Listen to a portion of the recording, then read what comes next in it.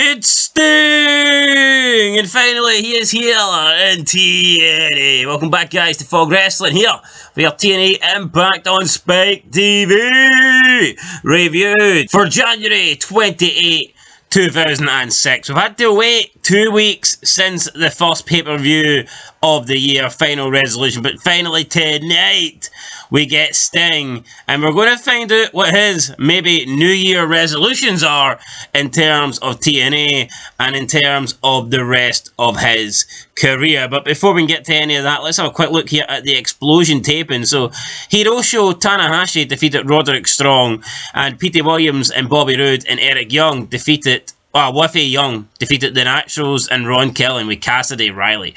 Thoughts on those great matches? Oh, it was an explosion of talent, an explosion of entertainment. Too bad we didn't get to see it though. Alright, we kicked the show off with a known world title match. Jeff Jarrett with Gail Kim. He defeats Jay Lethal. Jeff Jarrett just does not feel like a big deal. Yeah, like, you wouldn't have think he's world champion here. This just feels like a mid-card This match. is not the first time he's come out in the first match and wrestled a non-title match. I mean, he seems to do it quite often. You know what, right? I've said in the past I like Jeff Jarrett, but do I?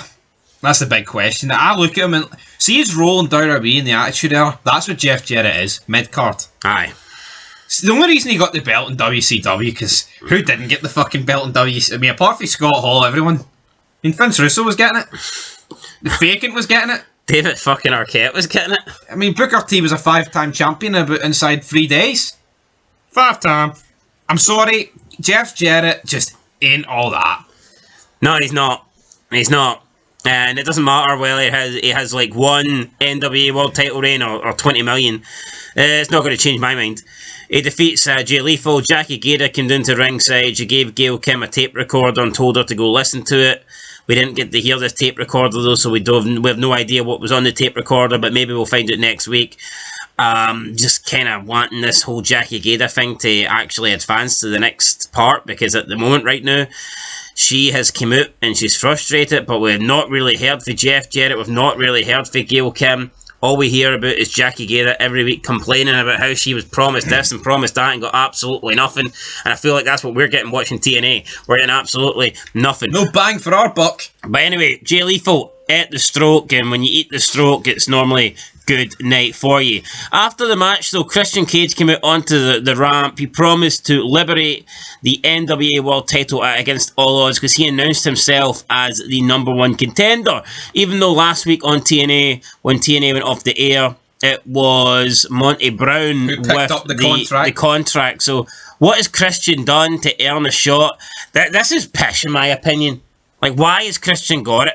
You could have had a good 6-man over-the-top battle royal or something tonight, or anything like just a normal fatal 4. I feel like TNA just ends the same every week, and then next week you're supposed to forget. It's like almost like it didn't happen. The championship committee. I don't give a fuck about a championship committee. I want to see people earn their title shots.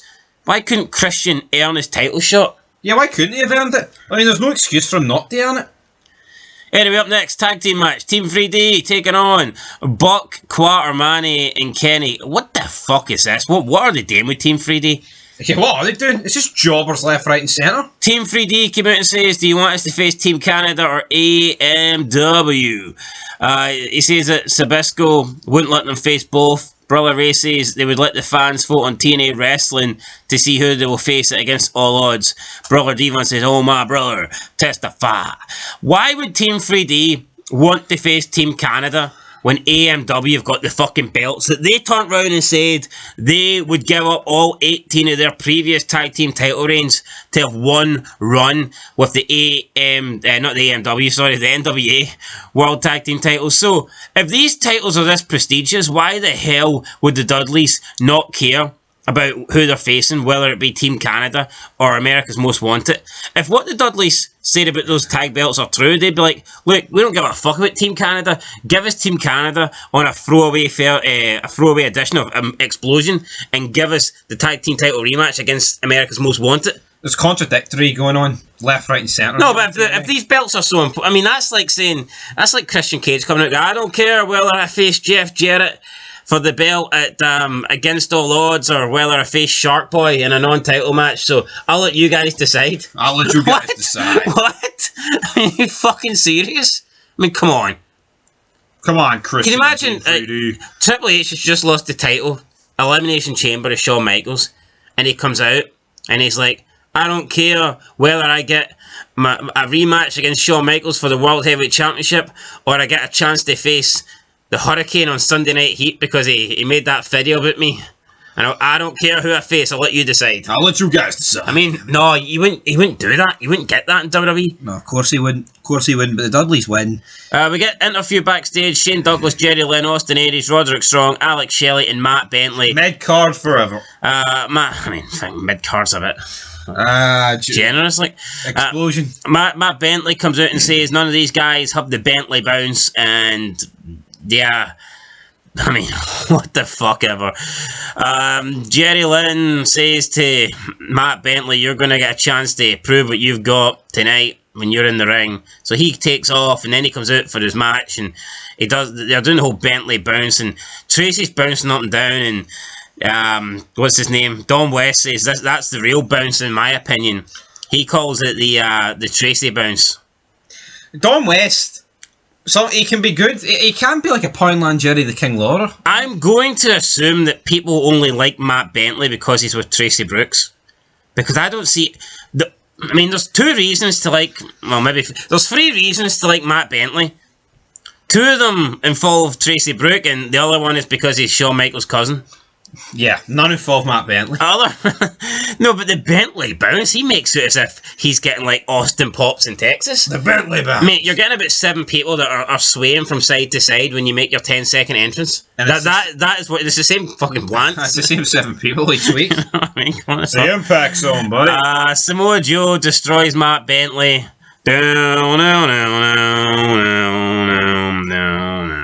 Can Joe buy some fucking washing detergent and wash that towel, please, for the love of God? Get that towel Did TNA washed, buy the right help, the Ebner brother? Because Dave's not doing it. Yeah, I'm sick of seeing Dave. There's TNA consultant Dave.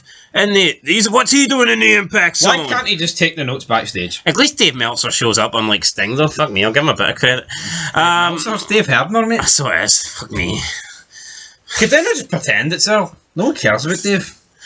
But no one knows who it is. And then when they get Earl, actually pretend it's Dave. Or just pretend Earl's been cloned. Aye. Which one of you screwed Bret Hart, damn it? Then we get Abyss with Fowler James Mitchell taking on Rhino in a match that I feel like we've seen quite a lot of. This is like the Angle Benoit of WWE in the early 2000s. It is. It was alright, though. The match ended up backstage. Rhino had to go through this wall. Now, Online World of Wrestling has called the wall a thin sheet of metal. Don't know if they're trying to down. See, to be honest though, right? I thought this looked like a shit way to end the match. They're pretending like both of these guys have fucking died. I mean, yeah, he done a gore through this little thin sheet of wall, but I mean, it wasn't massive. It wasn't like it was glass. It wasn't like it wasn't King of the Ring concrete. 1, was it? No, it was. I mean, Abyss just had a barbed wire match. Yeah, a wee gore through this like thin sheet of metal, and that's him done. Yeah, disgraceful, man. I just come on, it needs to do better. Rhino and Abyss deserve better. Everyone in this company deserves better. And then to end it, we got Mike Tenay. He called out Sting. Sting came out, got a pretty decent pop. He talks about his career. He talks about Ric Flair wrestling in Panama City. He talked about fucking Ric Flair quite a lot, actually. He did, didn't he? Where is Ric Flair? Sting says that this is the first time he's been on TV in 5 years, and he's here to say goodbye because he didn't get to do it last time. He says Spike TV gave him a chance to come here and say his au revoir, say his goodbyes. So he said that Final Resolution was his way of saying goodbye and thank you to the fans. Then Sting thanked Dixie Carter and the Carter family for welcoming him, thanked the fans in the Impact Zone, all 2 of them.